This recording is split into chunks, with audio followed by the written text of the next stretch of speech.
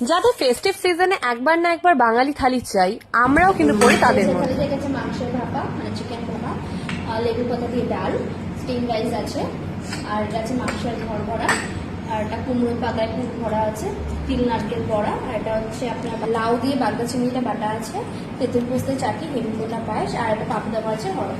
Nostalgic ব্যাপার যদি থালিতে না থাকে তাহলে খেয়ে লাভ কি? ঢুকে গেল তো, চল তাহলে। ঢুকেই চিংড়িতে এক কামড়। Burst of flavour, crispy, crunchy, পুরো কম্প্যাক্ট। ম্যাচিং কোল্ড ড্রিঙ্কস তো খেতেই হবে আজ, আই মিন থামস আপ। আর এসব হজম করতে গেলে তো লাগবেই। সেম ওল্ড মাটন চিকেন থেকে একটু বেরিয়ে নতুন ফ্লেভার খুঁজতে গিয়ে একদম ওয়ার্ডের জিনিস পেলাম। বাগদা চিংড়ি দিয়ে লাউ বাটারটা জাস্ট একদম অসাধারণ ছিল ভাই, ছিল একটু মিষ্টি মিষ্টি, তাই আমার লেগেছে টেস্টি টেস্টি। লাউ চিংড়ি আমরা অনেক প্রিপারেশন খেয়েছি, কিন্তু এটা ছিল ইউনিক ওয়ান। লেবু পাতার ডাল ছিল একটু কমন। চিকেন ভাবাটা দারুন। ইউজুয়ালি পিসেস বড় হলে ফ্লেভার ঢুকতে চায় না, কিন্তু এই ক্ষেত্রে চিকেনের ভিতর অব্দি সর্ষের ঝাল আর একটা সাবটাইল সুইটনেস পারফেক্টলি ঢুকে গেছে। দারুন।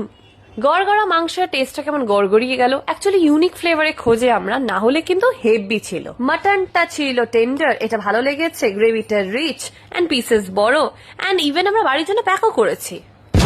বিশ্বাস করো, মুখে গিয়ে টেস্টটা পুরো এমনই বাস্ট করেছিল। দেখে সুন্দরী, খেতে গুণবতী। গ্রেভির মধ্যে ওই রেডিশ লেয়ারটা একটা আলাদা ফিল করাচ্ছিল, একটু যেন টক ফ্লেভার, হয়তো তেঁতুল, না হলে জানি না, কিন্তু সিরিয়াসলি এটা ছাড়া পয়লা বৈশাখ থালি ইনকমপ্লিট লাগতো।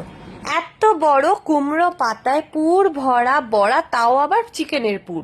ফার্স্ট টাইম এমন কিছু একটা ট্রাই নাম করলাম। নারকেলের বড়া, ভেতরে ছিল তিলের টেস্ট, আমার লেগেছে বেশ। বাবার কিন্তু মাটনটা আবার বেশ পছন্দ এসছে।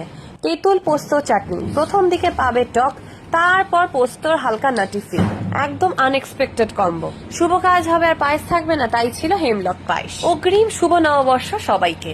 ফুল ডিটেলস ডেসক্রিপশনে আছে। আসছি আরেকটা থালি নিয়ে, বাই বাই।